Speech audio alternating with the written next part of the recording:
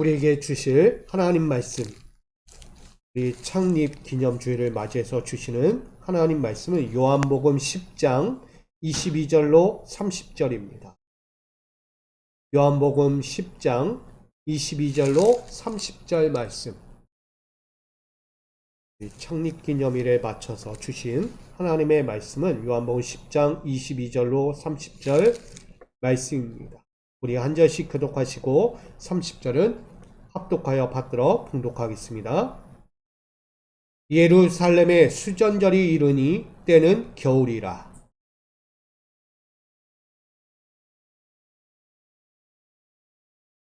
유대인들이 애워싸고 이르되 당신이 언제까지나 우리 마음을 위혹하게 하려 하나이까? 그리스도이면 밝히 말씀하소서 하니,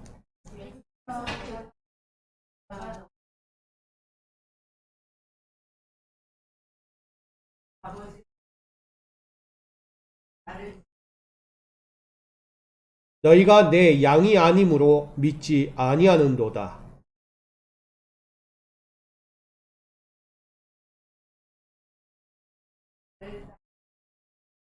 내가 그들에게 영생을 주노니 영원히 멸망하지 아니할 것이요 또 그들을 내 손에서 빼앗을 자가 없느니라.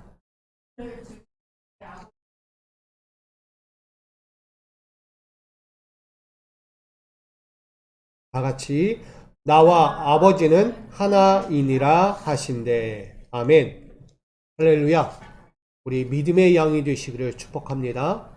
우리 앞뒤좌우 이렇게 인사해 볼까요? 교회가 생일을 맞을 때요.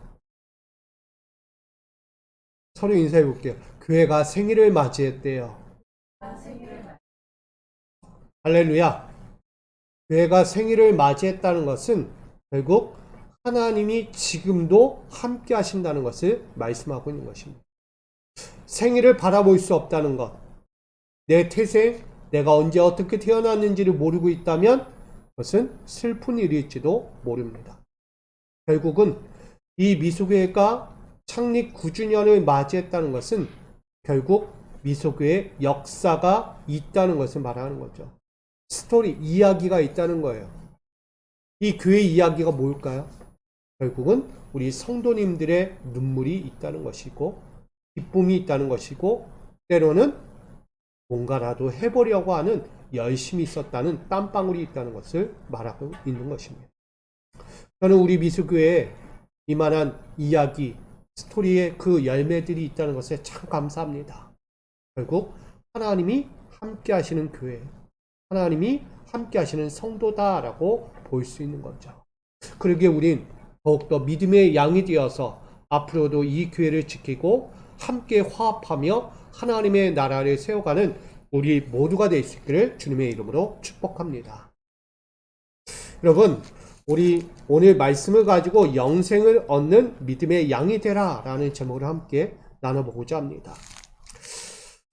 먼저는 여러분에게 질문을 한번 해보고자 합니다. 하나님을 모실 만한 방인가? 여러분, 하나님을 모실 만한 방이 되어 있습니까? 여러분, 내적 심령에 내 신앙의 방이 잘 정돈되어 있느냐라는 것을 말하는 거예요. 한마디로 나의 신앙의 방은 깨끗한가를 질문하는 것입니다. 있어야 할 것과 버려져야 할 것을 정확히 구분하고 잘 정돈하고 있는 것을 말합니다.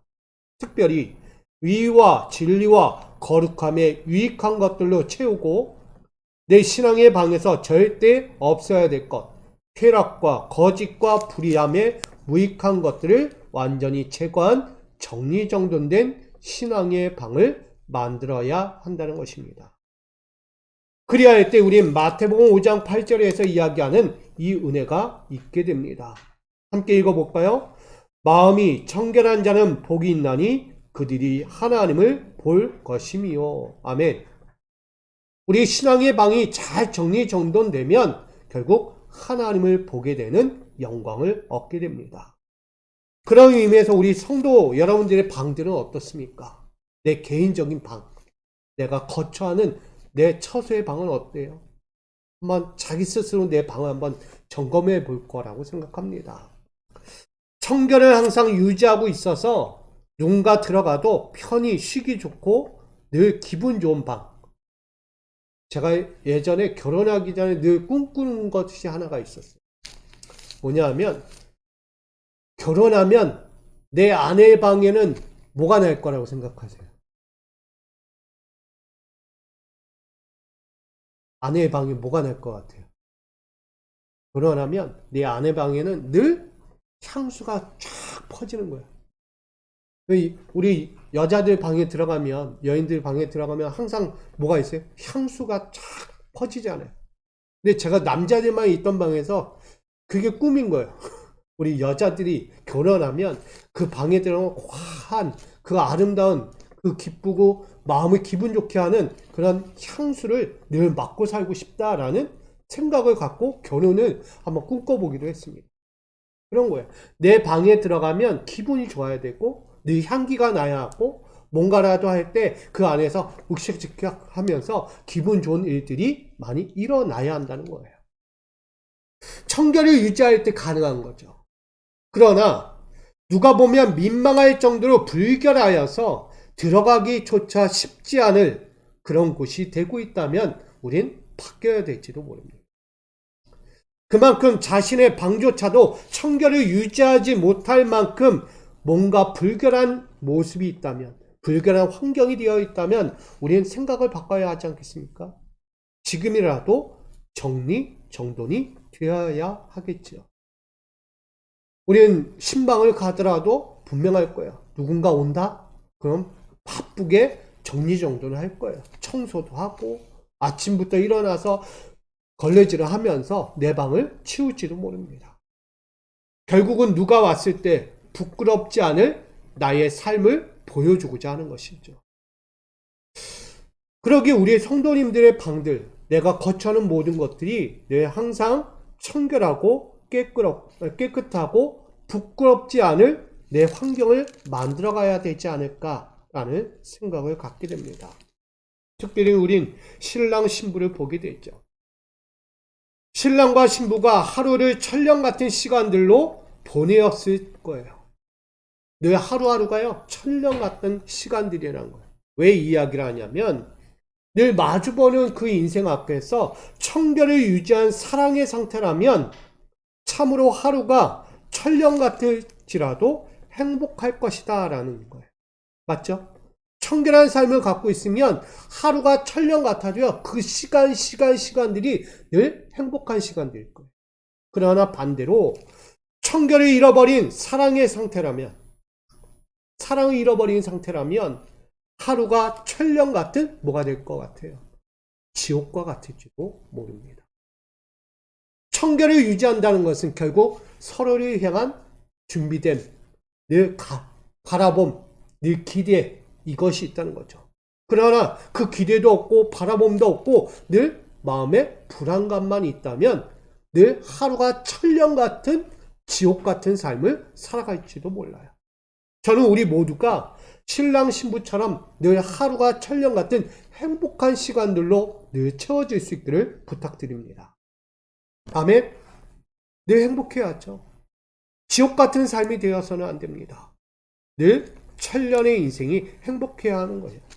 신앙생활도 마찬가지라고 생각합니다. 어려운 공경에 빠지는 이유가 여기 기인한다고 생각합니다.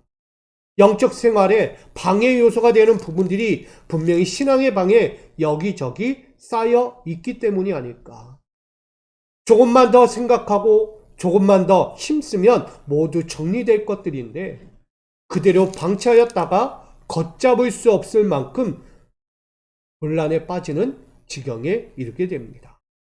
결코 행복하지 않은 영적 상태로 내 신앙의 방이 혼미한 상태로 흘러가게 되는 것이죠. 그러기에 우리 신앙의 방이 잘 정리정돈되어 있을 때 영적 상태도 상쾌해질 수 있는 거예요. 내 영적 상태가 깨끗해야 돼요. 청결해야지 만사가 행복해요. 근데 나의 영적 상태가 불안하면 늘 어떻게 할까요? 입이 탁 다물어지는 거예요. 숨이 막히는 거예요. 그러니 우리 모두는 영적 상태가 깨끗해야 될지도 모릅니다. 특별히 성경에서는 신앙의 방에서 반드시 버려져야 할 것들이 있다고 생각합니다. 영적인 삶을 살아가는 데 있어서 이 신앙의 방이 차곡차곡 정돈되어야 한다라고 이야기해요. 그래서 무엇을 버려야 하는가? 그것을 갈라디아서 5장 19절로 21절에 이렇게 증거합니다. 우리 함께 읽어볼까요? 시작. 육체의 일은 분명하니 곧 음행과 더러운 것과 호색과 우상 숭배와 주술과 원수 맺는 것과 분쟁과 시기와 분냉과 당 짓는 것과 분열함과 이당과 투기와 술 취함과 방탕함과 또 그와 같은 것들이라. 아멘. 나의 영적인 신앙의 방에 잊지 말아야 할 것들이에요. 완전히 청소해버려야 돼요. 쓰레기통에 갖다가 버려야 하는 거예요. 이것들이 아직도 내 방에 남겨졌다면 빨리 제거해야 합니다. 저도 제 방을 보면요, 일주일마다 치우는데 또다시 있는 자리, 또다시 그대로 있는 걸 보게 돼요. 분명히 치운 것 같은데 또 있네. 분명히 제거한 것 같은데 또 그 자리에 뭔가 다른 것이 올라가 있는 걸 보게 됩니다. 그래서 보면서 늘 제 방에 돌아가면서 늘 보는 게 답답하다. 이게 목회자로서 잊지 말아야 할 것들은 오직 쓸모없는 것들인데, 꼭 있어야 될 것은 성경책인데 성경책보다 잡다한 것들이 너무 많이 책상 위에 깔려 있는 걸 보면서 답답하다라는 느낌을 가져요. 결국 우리도요, 내 신앙의 방에서 결코 있어서는 안 되는 것들 오늘 나열하고 있는데, 이런 것들을 우리 스스로 빨리 정리정돈해서 정말 상쾌한 은혜의 방으로 만들 수 있는 저와 여러분 되기를 축복합니다. 그러기에 여러분 늘 뭐 해야 될까요? 유지관리, 정리정돈은 필수겠죠. 어떤 삶에 있어서든 세상과 육체의 불결한 신앙들이 내 정결한 신앙의 방을 헤집어 놓지 못하도록 우리는 늘 정리정돈해야 돼요. 요거 잊지 맙시다. 그래서 오늘 본문 요한복음 10장은 선한 목자를 향한 믿음의 양에 대해서 기록하고 있는 거예요. 왜 이런 양이 될까? 믿음의 양은 어떤 상태이기에 그는 오늘도 선한 목자를 향하여 나아가고 있는가? 본장은요, 목자와 양의 관계를 비유하는 말씀입니다. 예수님은 문지기이자 돌보시고 지키시는 선한 목자이심을 말씀하고 있습니다. 또한 양은 선한 목자 대신 예수님의 음성을 듣고 따르는 믿음을 가진 양이라고 말씀하고 있습니다. 그냥 양도 아니고요, 믿음을 가진 양이래요. 특별히 선한 목자와 양의 관계가 불확실할 정도로 영적 상태가 불완전한 이야기가 오늘 본문에 등장합니다. 그 이유는 예수님께서 하나님의 아들 되시며 나아가 메시아 되심을 증거하였음에도 불구하고 유대인들이 깨닫지 못하고 아직도 배척하며 모욕하며 예수님을 정죄하고 있기 때문입니다. 양이 아니죠. 그들은 양의 우리에 들어와 있는 이리와 같은 것입니다. 한마디로 유대인들은 영적 신앙의 방이 청결하지 못한 상태에 있다라고 말하는 것입니다. 왜냐하면 예수님께서 하나님의 아들 되심을 믿지 못할 만큼 그는 영적 상태가 혼미하다는 것, 너무나 잡다하게 쌓여있는 것들이 있다는 것을 보여주는 거예요. 그러니 그들의 입에서 이런 이야기가 나오는 거예요. 오늘 24절에 이렇게 이야기합니다. 유대인들이 애워싸고 이르되 당신이 언제까지나 우리의 마음을 위혹하게 하려 하나이까? 그리스도이면 밝히 말씀하소서 하니. 지금 그들의 영적 상태가요, 너무나 혼잡한 상태예요. 정리정돈이 돼 있지 않은 상태라는 거예요. 예수님의 말씀 한마디 한마디는 하늘의 말씀이고 이미 선조들 모세와 엘리야와 그 모든 예언자들의 말씀을 그대로 그들에게 전하고 있다는 거예요. 근데 그들조차도요, 그들 안에서 그 선조들의 이야기, 말씀을 정리정돈하지 못했다는 이야기가 드러나고 있는 거예요. 그들은 어떤 한마디를 들어도 위혹이 되는 거예요. 왜 그런 말을 하지? 왜 그렇게 말씀하고 있는 거지? 이해할 수 없다라고 이야기해요. 근데 자세히 들어보면 예수님의 말씀 한마디 한마디는요, 이미 구약 시대에 이루어졌던 말씀들을 그대로 인용하여 말씀하고 있는 말씀이에요. 그러니까 예수님은 새로운 말씀이 아니에요. 기존에 있던 말씀 그대로 갖다 전하며 나누고 있는 이야기죠. 그런데 그들은 그 말씀을 이해하지 못합니다. 깨닫지 못합니다. 그러니 계속해서 그들의 마음은 혼미할 상태로 정리정돈되지 못하였다라고 말할 수 있는 거죠. 그렇게 예수님께서 하나님의 아들 되시며 메시아 되심을 그들의 심령 가운데 영적 상태를 만져가면서 말하여도 듣지 못할 때 한 가지가 필요하겠구나. 이 필요한 것은 신앙의 정리정돈된 믿음의 확신이 필요하겠구나라는 생각을 갖게 됩니다. 말씀을 여러 번 전해도 그걸 받지 못하고 그 말씀을 차곡차곡 정리하지 못하면 그 말씀을요 혼잡스럽게 만들어요. 여러분들 이 자리에 앉아서 하나님의 말씀을 들어도요 그 말씀을 정리정돈하지 못하면 어지러울 수밖에 없어요. 그 말씀이 무슨 말씀이지? 그 말씀을 왜 지금 이 시간에 전하고 있는 거지? 이해하지 못합니다. 그러나 그 말씀 하나하나를 내 심령에 차곡차곡 정리하면 줄거리가 이어지는 거예요. 하나님의 말씀이 이해가 되는 거예요. 오늘 그런 믿음의 확신을 우리에게 심어주고자 첫 번째 필요한 것이 정화입니다. 그들의 심령 가운데 지금 필요한 것이 뭐냐면 정화되어야 하는 거예요. 오늘 22절에 보니까 예루살렘의 수전절이 이르니 때는 겨울이라 라고 말합니다. 이 정화는 불순하거나 더러운 것을 깨끗하게 한다는 거예요. 이 정화라는 것은 다른 말로 하면 하나님께 봉헌한다라는 뜻이 있습니다.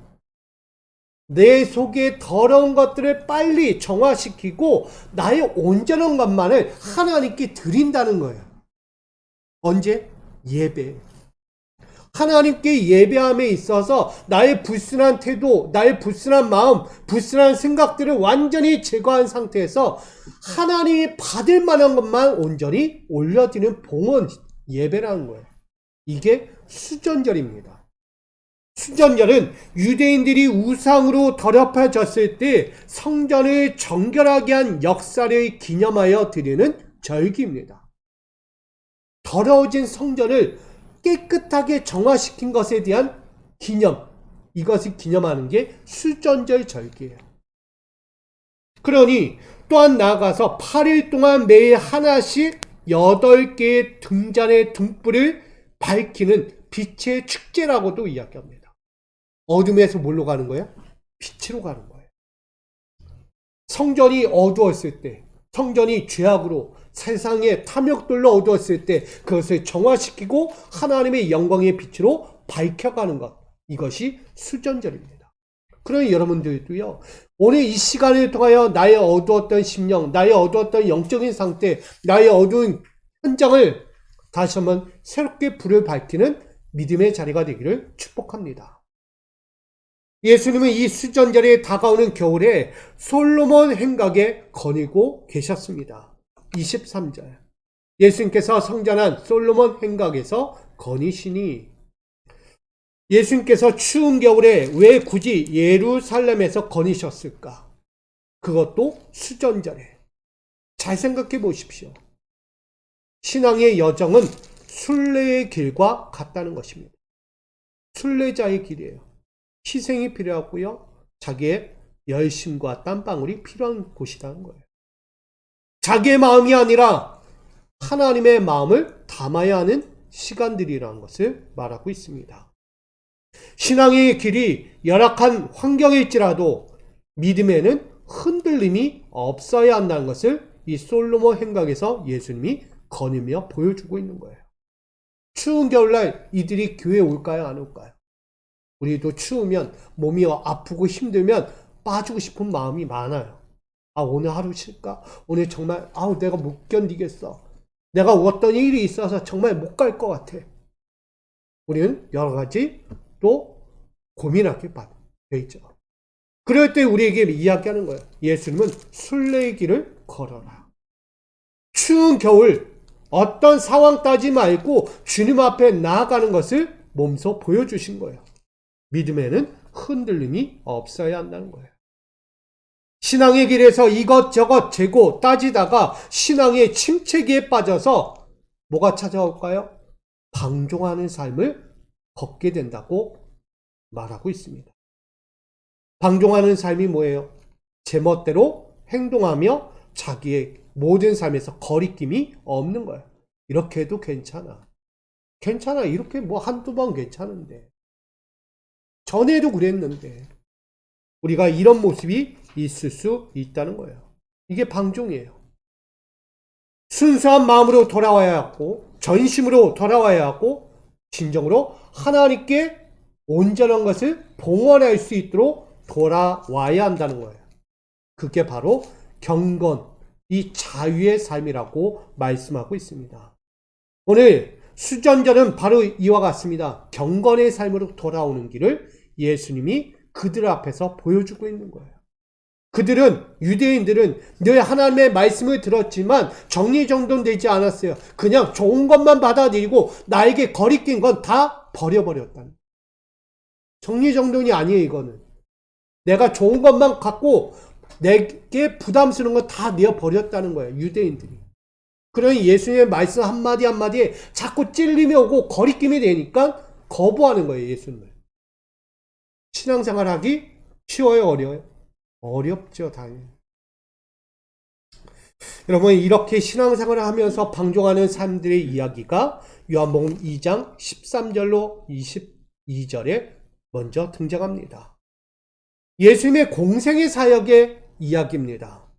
초기 예루살렘에 입성하신 예수님께서 처음으로 그 첫 번째 사역으로 들어가신 곳이 어디죠? 예루살렘 성전입니다. 그 예루살렘 성전에 들어가 정화하는 사건이 나옵니다. 신성한 성전에서 신령과 진정으로 예배하기에도 바쁜데 그들은 성전을 도적과 장사의 소굴로 만들며 자신들의 탐욕을 채우는 일에 힘썼기 때문입니다. 그러기에 예수님은 그 성전으로 들어가서 먼저 질책합니다. 그리고 그 성전을 내가 허물어버리고 다시 사흘 만에 짓겠다라고까지 선포하십니다. 유대인들은 장난하십니까? 여기가 어떤 곳인데 그리고 성전을 헐고 어떻게 3일 만에 짓겠다고 망언을 터뜨립니까? 예수님을 비웃고 비아냥거립니다. 여러분, 이 모습이 바로 유대인들이에요. 성전 안에서 장사하고 자신의 탐욕을 채우고 있으면서 그것이 하나님을 영화롭게 하고 자신의 이익을 탐하는 그 영광으로 바꾼 이 모습들이 얼마나 망령된 일입니까? 한마디로 보면 신앙생활의 방종은 하나님을 도적으로 만드는 것과 같은 거예요. 나아가 그 현장을 장사의 탐욕으로 만드는 장소로 바꿔버렸다는 거예요. 저는 우리의 심령의 방, 우리 신앙의 방이 이와 같지 않기를 부탁드립니다. 유대인들은 하나님을 위한 것이 아니라 자기를 위한 방으로 바꿔버린 거예요. 얼마나 망령되고 탐욕스러운 방이 되었습니까? 영적 신앙생활에 반드시 정리정돈이 필요했던 것입니다. 그래서 하나님의 아들 예수님, 구원자 메시아, 그를 알아보지 못할 만큼 그의 눈이 가려지고 심령이 가려졌을 때, 그 방종한 삶으로 혼미한 삶에 빠져 있을 때 그들에게 무엇이 필요해요? 신앙의 등불이 다시 켜져야 한다는 것을 보여준 거예요. 그때가 바로 수전절입니다. 괜히 예수님이 수전절, 어쩌다 보니까 수전절에 이르렀네 라고가 아니고 다 계획이 있는 거예요, 예수님도. 그때에 맞게 그때에 그들에게 보여주고자 했던 거예요. 여러분, 우리 성도님들도 마찬가지입니다. 정화의 시간을 꼭 가지시기를 부탁드립니다. 사도행전 7장 33절에 보면 주께서 이르시되 내 발에 신을 벗으라 내가 서 있는 것은 거룩한 땅이니라. 이 땅이 어디 땅이에요? 하나님의 거룩한 임재 장소였어요. 떨기나무 가운데 불타오르는 곳에서 하나님이 임재하시며 마주하고 있는 모세. 그곳에서 너가 신은 신을 벗으라고 이야기합니다. 뭘 벗어야 돼요? 이 신이 무엇입니까? 내가 아직도 벗겨내지 못한 세상과 내 욕심과 내 탐욕스러운 것들이 얼마나 많은지. 이거 벗어내지 않으면 나를 만날 수 없다는 거야. 아무리 이스라엘을 이끌어가는 지도자 모세일지라도 그가 벗어야 할 것이 있었다는 것을 말하고 있는 거예요. 여러분, 우리는 하나님께로 나아가는 자들입니다. 특별히 성전이라고 이야기하는 이들의 성전이 하나님을 예배하는 곳이었음에도 불구하고 그들은 예배하지 않았어요. 자신을 예배하고 있습니다. 우리는 그렇지 않는가? 내 신앙의 삶에서 나를 예배하고 있지 않는가? 내가 잘 돼야 되고 내가 뭔가라도 높아져야 하고 누군가로부터 나는 더 인정받아야 하는 예배를 받고 있지 않는가? 여러분, 예배가 왜 그렇게 됩니까? 하나님의 영화롭게 할 예배가. 우린 바뀌어야 합니다. 다시 한번 신앙의 등불을 밝히십시오. 내 신앙의 정리정돈이 안 되면 내가 예배받아요. 눈이 떠져야 합니다. 귀가 열려야 합니다. 내 입술은 하나님을 예배해야 합니다. 할렐루야. 그것이 우리가 해야 할 일이에요. 오늘 정화의 시간을 갖고 오늘도 경건의 등불을 켜며 순례의 길을 다시 시작하는 우리 모두가 되기를 주님의 이름으로 축복합니다. 그러려면 필요한 것이 있겠죠. 내 힘으로 되지 않는가? 바로 아버지의 이름으로 행하는 일들이 필요한 것입니다.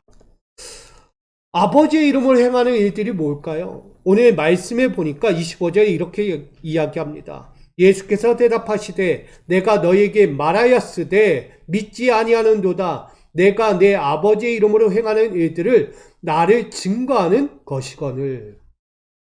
지금 예수님이 하시는 모든 사역들은요, 다 누가 하시는 일이다? 하나님이 하시는 일들이다. 그러니까 다를 게 없는 거예요. 내 일이 하나님의 일이. 아멘? 쉽게 얘기할 수 있겠죠. 지금 여러분들이 하시는 일들이 누구의 일이에요? 여러분이 하시는 일이 누구의 일이에요? 하나님의 일. 그럼 함부로 할 수 있어요? 없어요? 내 멋대로, 내 생각대로, 내 세상적인 관점으로 절대 할 수 없는 거예요. 내가 코 파는 거 하나도 누가 하는 일이에요? 하나님이 하시는 일이에요. 그 간지러움을 해결해 주고자 하는 일이에요. 여러분, 오늘 세상에 보내신 예수 그리스도는 바로 하나님의 일을 하고 있다라고 그들 앞에 증거합니다. 근데 너희는 어떠냐? 유대인들아, 너희는 지금 어떠하냐? 너희가 막상 하나님의 일을 하고 있다고 말을 하지만 정작 하나님의 일은 전혀 하지 않는다는 거예요. 그 속에 뭐가 있기에? 탐욕이 있기에. 어떻게 하면 하나 더 벌까? 어떻게 하면 저 사람 거리 내가 더 뺏을까? 이 욕심을 가지고 성전 안에 들어와 있는 거예요. 예배하러 와 있다는 거예요, 그들은.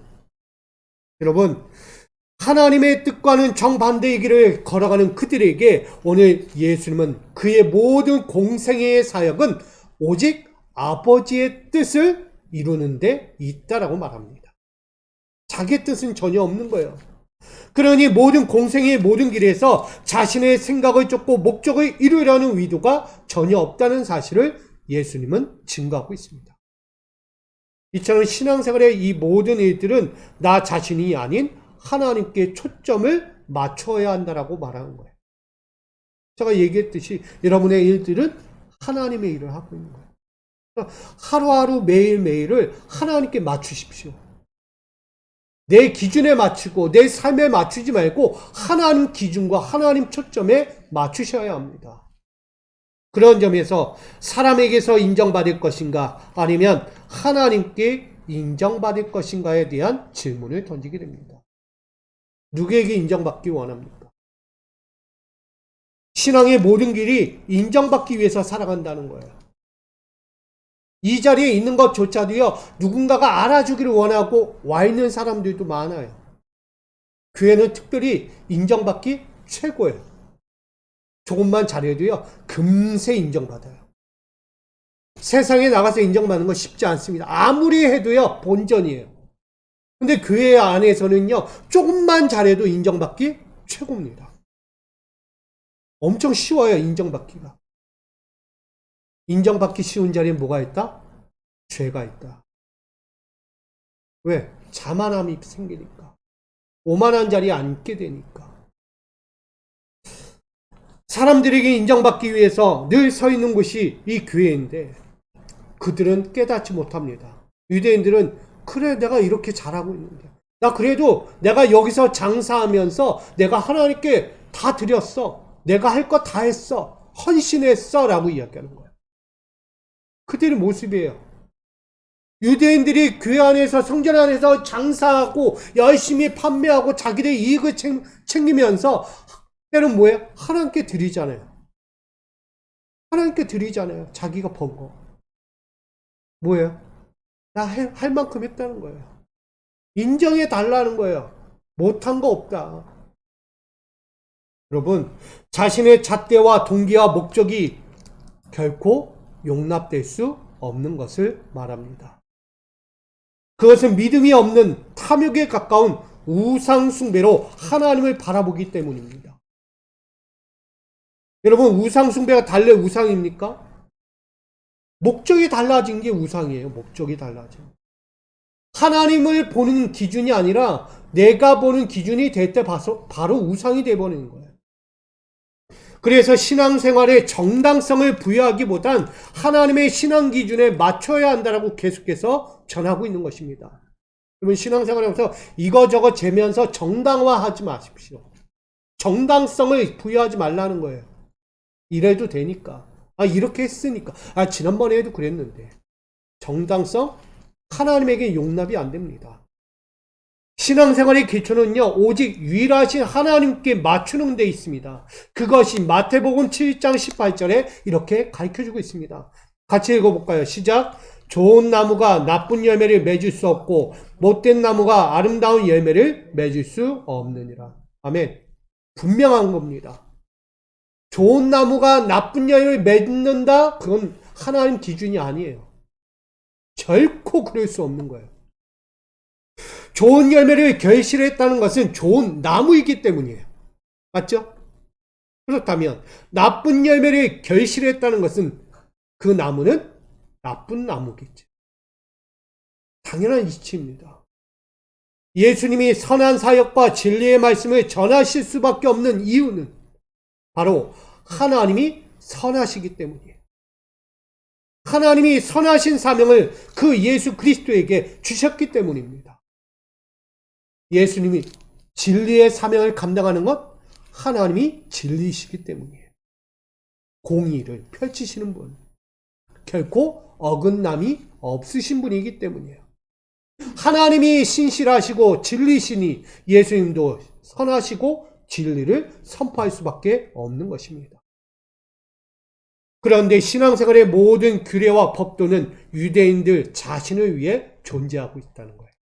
오늘 본문에 나오는 유대인들의 모든 법도와 규례는요, 자기를 위해 있는 거예요. 자기를 위해. 하나님을 위해 전혀 있지 않습니다. 유대인들은 나쁜 나무에서 나쁜 열매를 맺을 수밖에 없는 인생들이었어요. 결코 나쁜 나무에서 좋은 열매를 맺을 수 없다는 것이죠. 예수님은 하나님의 나무에서 선한 사역과 진리의 말씀을 맺을 수 있도록 그들에게 강권적으로 말씀하고 있었던 것입니다. 여러분, 신앙생활에 오만함을 갖게 되면 하나님을 뭘로 여기냐? 착취하는 자로 여깁니다. 내가 오만해지면 하나님을 착취하는 자로 여긴다는 거예요. 하나님을 통해서 내가 요구하고 내가 원하는 거 다 얻을 수 있는, 남의 거, 아픈 거 생각하지 않아요. 내 것만 생각하는, 착취하는 거 어렵지 않아. 제가 요즘 그 공동체 성경 읽기를 아침마다 아이들과 함께 보면서 말씀을 보다 보면 이스라엘 백성들이 가는 곳마다 이방 나라를 어떻게 해요? 다 접수합니다. 뭔 얘기예요? 달리 생각하면 세상의 이방 나라들이 이스라엘을 바라볼 때 어떻게 보냐? 저 나라 저 나라를 다 착취하여 먹어버리는. 너그러움이 없네. 하나님은 긍휼도 없고 자비도 없는 하나님이구나. 이방의 모든 나라들 다 먹어 삼키는 이스라엘 나라, 하나님 나라구나. 착취하는 나라를 보는 거예요. 뭐가 없어서? 믿음이 없어서. 하나님의 기준이 없으니까. 인간적인 기준을 보면 하나님은 다 뺏는 하나님을 보는 거예요. 맞죠? 우리도 어려운 시절을 지내게 되면 어떤 생각해요? 내 것만 뺏어가는 것 같아요. 왜 나만 어렵게 하고 저 사람은 잘 가는데 왜 나만 어려운 시기를 보내게 하는 거예요? 하나님 그렇게 나를 착취하는 하나님이야? 나를 고역하게 하는 하나님인가? 이렇게 이야기한다. 결국 원망의 소리가 나오겠죠. 그러면서 한마디 돼요. 이기적인 하나님으로 바꿔버리는 거예요. 하나님 참 이기적이다. 내 생각 조금만치도 안 한다. 하나님은 자기한테만 하라고 한다. 자기한테만 섬겨라, 바쳐라, 희생해라, 섬겨라. 여러분 어떻게 생각하세요? 신앙생활하면 늘 하나님의 말씀을 희생해라, 섬겨라, 복종해라, 드려라. 매번 그 말밖에 하지 않잖아요. 그 인간적으로 보면 하나는 너무 이기적이다. 우리한테 주는 건 없고 하라는 것만 많고. 결국은 유대인들은 그런 오만한 자리에 앉아 있다는 거예요. 하나님을 착취의 하나님, 자기의 이기심을 채우는 하나님으로 바꿔버렸다는 거예요. 그런 유대인들에게 지금 무엇이 필요합니까? 당연히 영적인 신앙생활의 정리정돈이 필요했어요. 생각을 바꿔야 하는 거예요. 생각을. 그들의 마인드를 바꾸지 않으면 하나님을 다시 볼 수가 없는 거예요. 그들은. 그래서 예수님은 하나님의 뜻과 구원의 목적을 세상에 보내신 유일한 기준을 보여주고자 했던 거예요. 그게 바로 예수 그리스도입니다. 하나님의 기준이 예수였어요. 신앙생활의 기준이 예수였다는 거예요. 그러니 그 예수를 통해 유대인들이 다시 지금까지 해왔던 모든 잘못된 신앙의 기준을 바로잡고 다시 가야 했다는 것을 말씀하고 있는 것입니다. 여러분, 하나님의 유일한 신앙 기준을 우리도 다시 갖춰야 합니다. 그러기에 아버지의 일들을 생각하시기 바랍니다. 아버지의 일들을 생각한다는 것은 내 기준이 없는 거예요. 오직 아버지의 기준 안에서 살아가는 것을 바랍니다. 요한복음 17장 4절 함께 있습니다. 시작. 나는 아버지께서 내게 하라고 맡기신 일을 완성하여 땅에서 아버지께 영광을 돌려왔습니다. 세 번역 말씀이에요. 여기에는 아버지께서 내게 하라는 것만 하는 거예요. 다른 거 생각하지 않아요. 자꾸 내 거 집어넣어가지고 보태지 않는다는 거예요. 누군가 이야기를 할 때 자꾸 자기 생각 집어넣어서 이야기하잖아요. 있는 그대로만 얘기하는 거예요. 이게 신앙입니다. 신앙생활의 모든 환경 속에서 하나님의 일들을 생각하고 하나님의 유일한 신앙 기준으로 하나님의 뜻을 먼저 생각하는 우리 믿음의 성도들이 될 수 있기를 부탁드립니다. 마지막으로 우리 그렇게 하려면 무엇이 필요합니까? 결국은 누구의 손이 필요한 거예요. 바로 하나님의 손이 필요합니다. 하나님의 손으로 지켜주실 약속을 우리가 바라보는 거예요. 신앙생활을 하면서 참 어려운 것은 잡히지 않는 것 때문에 내 손이 뻗어가는 거예요. 하나님의 약속을 기다리다가 잡히지 않으니까, 아직도 이루어지지 않으니까 뭐예요? 내 손으로 강제로 집어넣는 거예요. 물고기 잡으려면 어떻게 합니까, 여러분?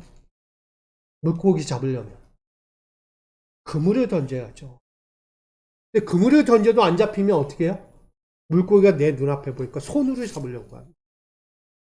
그물을 던져야 하는 게 맞죠? 상식적으로. 물고기가 있으면. 근데 우리는 내 손으로 잡으려고 하는 게 습관적으로 나오는 거예요. 이렇게 안일한 우리의 신앙생활이 얼마나 많은가. 우리는 하나님 손에 맡겨야 합니다. 하나님이 하라고 하는 그 손에 맡길 때 우리는 얻을 수 있고 모든 것에서 만족과 기쁨을 회복하게 되는 것입니다. 그것이 28절에 나오는 거예요. 내가 그들에게 영생을 주노니 영원히 멸망하지 아니할 것이요 또 그들을 내 손에서 빼앗을 자가 없느니라. 아멘. 오늘 하나님의 손에 맡기는 자들, 그 최후의 목적은 믿는 자들에게 주시는 영생을 말씀하고 있습니다.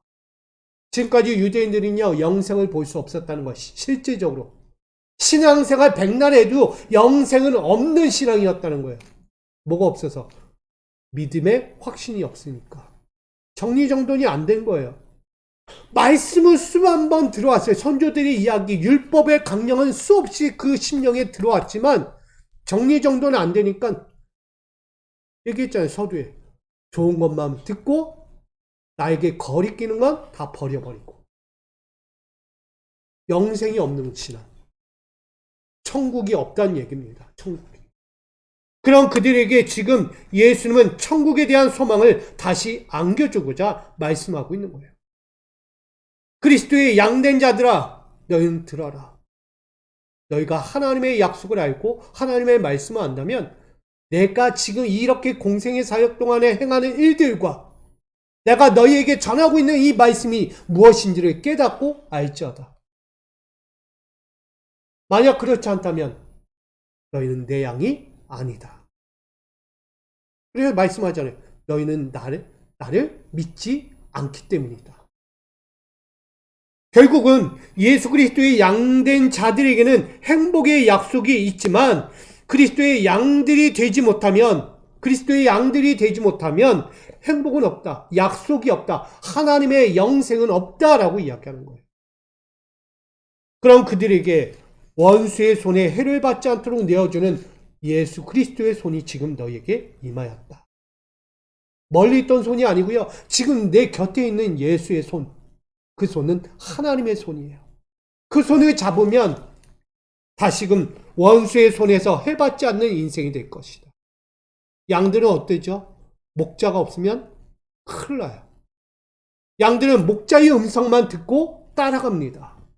근데 이리의 목자를 듣거나 삭군의 목자를 듣고 가면 결국 그 양은 죽음을 면치 못합니다. 결국은 하나님의 손, 만유보다 크신 하나님의 손이 지금 너희 곁에 서 있으니 그 손을 붙잡으라고 말씀하고 있는 거예요. 그 손, 예수 그리스도의 능력의 손입니다. 이처럼 예수님은 영원한 세상과 은혜로운 역사의 주관자이시며 만물이 그의 소유 가운데 있다는 것을 그들에게 알려주고 있어요. 예수님께서 지금 오셨어요. 내 손 잡아. 내 손 잡아 라고 말씀합니다. 지금도 여러분들에게 예수님 오셔서 내 손 잡으라고 하실 거예요. 만유보다 크신 그 이름에 예수께서 손 잡으라고 말씀하세요. 여러분 누구의 손을 잡을 겁니까? 그 손을 안 잡고 자꾸 내 손 딴 데다 뻗어가지고 내 욕심을 채우려고 하고 있다면 여러분 빨리 그 손 거두셔야죠. 하나님의 택한 백성이며 그 양떼들은 누구인가를 분명히 말합니다. 27절 내 양은 내 음성을 들으며 나는 그들을 알며 그들은 나를 따르느니라. 그들은 하나님과 친밀한 관계를 맺고 있어서 목자의 음성을 쉽게 알아들을 수 있고 세상의 소리에 따르지 않는 자들이라고 말합니다. 오로지 어지러운 세상 속에서도 목자의 음성만을 듣고 믿음으로 반응할 줄 아는 그리스도인들, 성도들이라고 이 양떼들을 칭하여 말합니다. 이 양은 바로 여러분들이에요. 그리스도인, 성도입니다. 그래서 신앙생활의 관계는 순종의 십자가가 되어야 하는 거예요. 양은요, 순종이에요. 자기 생각 내세우지 않습니다. 염소처럼 들이받지 않는다는 거예요. 양처럼 순수해요. 좋던 싫던 그냥 순종. 그게 양이에요. 마태복음 16장 24절 우리에게 이렇게 증거합니다. 함께 있습니다. 시작. 이에 예수께서 제자들에게 이르시되 누구든지 나를 따라오려거든 자기를 부인하고 자기 십자가를 지고 나를 따를 것이니라. 아멘. 십자가의 코앞에서 말하는 거야. 너희가 나를 따라오려거든 너희는 십자가, 너희의 자기 십자가를 지고 나를 따라라 라고 말씀하고 있는 거예요. 이해되십니까? 오늘 자기 십자가를 지지 않고 나를 따르는 인생이 된다면 그것은 하나님의 양떼가 아니라는 것을 말하고 있는 거예요. 십자가의 형벌을 선고받은 죄수가 자신의 십자가를 지고 처형장까지 지고 가야 하는 이 사건. 예수님도 죽음의 짐이자 죽음의 상징인 십자가를 피해 골고다 언덕까지 십자가 형태를 지고 올라가서 죽임까지 당하셨어요. 그게 순종의 십자가입니다. 그런데 모든 과정에는 목자의 음성이 있었어요. 저는 이렇게 연상해 봅니다. 예수님께서 십자가를 들고 그 골고다를 언덕을 향하여 올라가실 때 분명히 누군가의 음성이 들렸을 거예요. 거기에 떠들고 있는 죽여라 죽여라 돌멩이 던져라 그가 하나님의 아들이면 스스로 구원해봐라 라고 이야기할 때 진정한 목자의 음성이 들리고 있었다는 것을 저는 보여줍니다. 너는 인류를 구원할 자야. 여기서 멈추면 안 돼. 저들이 아무리 저렇게 할지라도 저 죄인들을 향하여 너는 구원을 이루어야 하지 않겠니? 저들을 살려내야 하지 않겠니? 가라. 저 골고다 언덕까지 너는 올라가. 그 무거운 십자가 지고 올라가. 이거 지지 않으면 너는 인류를 구원할 수 없어. 하나님의 음성이 들린다고 저는 생각합니다. 그러기에 예수님은 하나님의 어린 양 목자가 되어서 하나님의 음성을 들으며 피의 눈물을 감내하시고 온몸에 핏자국을 새기며 십자가 피의 골고다를 오르셔서 죽음까지 담당하신 거예요. 여러분, 이것이 순종의 십자가인데 우린 무엇하고 있는지를 보아야 합니다. 지금 유대인들은 십자가 지기를 싫어합니다. 도리어 정죄하기 바빠요. 비난하기 바빠요. 나에게 신앙의 거리낌이 되니까 거부하기 바쁘다는 거예요. 우리도 그럴 때가 많잖아요. 우린 다시 돌아와야 합니다. 거부가 아니라 순종입니다. 불순종이 아니라 순종입니다. 신앙생활의 패자는 하나님을 무능하고 열방의 조롱거리로 전락시키는 거예요. 신앙의 패자는 뭐라고요? 하나님을 무능한 하나님으로 여기고요. 열방의 조롱거리로 만드는 게 신앙생활의 패자예요. 내가 하루하루의 신앙생활을 통해서 하나님을 영화롭게 하는 것인가? 아니면 하나님을 조롱거리로 만들고 있는 거예요. 이걸 생각하셔야 돼요. 이걸 다른 말로 하면 명목상 그리스도인, almost 크리스찬이라고 이야기합니다. 겉은 그리스도인 같은데, 하나님을 따르는 것 같은데, 신앙생활을 하는 것 같은데, 실상 그 속에는 탐욕과 욕심과 자기의 죄성이 가득하여 결코 하나님의 사람, 하나님의 영생을 볼 수 없는 자들이라는 것을 말합니다. 겉만 번지르한 거예요. 우리 이것을 누구를 이야기하죠? 지칭은 바리새인들이라고. 여러분, 영적 신앙생활에 정리정돈이 필요해요. 신앙생활의 패자처럼 살지 마시고요. 우린 영적 신앙생활 가운데 하나님을 닮아가는 자들로 다시 살아가야만 합니다. 예수님은 누구라고 이야기해요? 하나님과 동등된 분이다. 그래서 나와 아버지는 하나다라고 가르쳐주고 있는 것입니다. 이게 정의의 오늘 말씀이에요. 하나님의 주권을 통해 세상에 보냄받은 계시자가 예수 그리스도다. 불완전한 믿음의 유대인들에게 확신을 친히 심어주고자 오신 분이 예수님이시다. 완악하고 사악한 위도로 변론하는 무지한 신앙을 가진 유대인들에게 예수님 자신은 하나님과 동등되신 분이 있고 하나이신 분이 있고 자신이 행하는 모든 일들이 하나님이 원하시는 일들임을 그들 앞에 증거하고 있는 것입니다. 여러분, 그것이 오늘 이야기하는 결론이에요. 영생을 얻는 믿음의 양이 되라는 것입니다. 여러분 누구예요?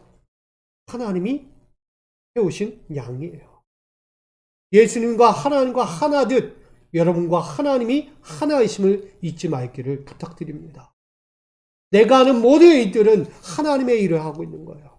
내가 하는 모든 생각과 내 관점과 내 하는 말들이 다 하나님의 관점, 하나님의 생각, 하나님의 말을 하고 있다는 것을 꼭 기억하시기 바랍니다. 함부로 하지 마세요. 쉽게 나아가 오만한 자리 앉지 마십시오. 하나님이 나의 주인 되셔야 돼요.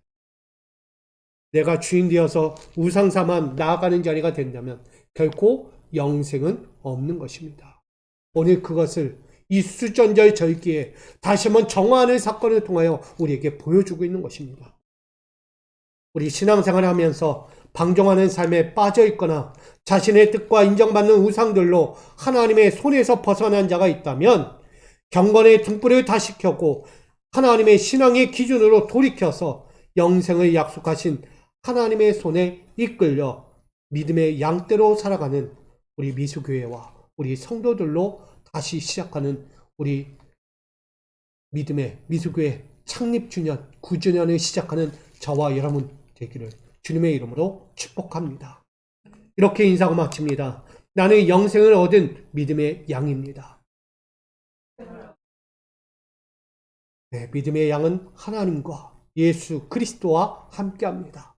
끝까지 그들 멈추지 말고 하나 되어 나가는 신앙의 거룩한 길이 여러분 안에 있기를 주님의 이름으로 축복합니다. 하나님, 오늘 영생의 길을 향하여 나가는 믿음의 양들이 여기 있습니다. 우리 신앙의 방을 다시 정돈하여 아버지께서 원하시는 영생을 맛보는 그 인생으로 다시 살기를 결단하오니 이 믿음의 결단 가운데 함께하여 주셔서 영원한 소망 가운데 거룩한 등불을 켜고 하나님의 신앙으로 영생을 바라보는 하나님 손에 맡겨진 거룩한 믿음의 양떼들로 끝까지 살게 하여 주시옵소서. 예수 그리스도의 이름으로 기도하옵나이다. 아멘.